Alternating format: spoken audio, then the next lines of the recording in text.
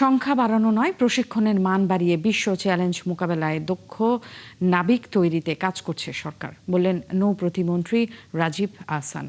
বৃহস্পতিবার সকালে মাদারীপুর সদর উপজেলার ন্যাশনাল মেরিটাইম ইনস্টিটিউটে ৯৫ জন নাবিকের প্রশিক্ষণ সমাপনীতে তিনি কথা বলেন।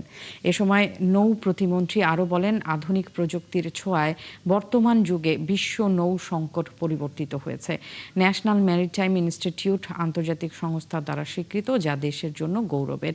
এই মান বজায় রাখতে ও আধুনিক যুগের সাথে সমন্বয় করতে সরকার সব ধরনের পদক্ষেপ নেবে। বর্তমান বিশ্ব দ্রুত পরিবর্তিত হচ্ছে। ডিজিটালাইজেশন ও আধুনিক প্রযুক্তির ছোঁয়ায় বিশ্ব নৌবহর এখন অনেক বেশি উন্নত। সেই চ্যালেঞ্জ মোকাবেলায় আমাদের নাবিকদের দক্ষ করে গড়ে তুলতে বর্তমান সরকার নিরলসভাবে কাজ করে যাচ্ছে।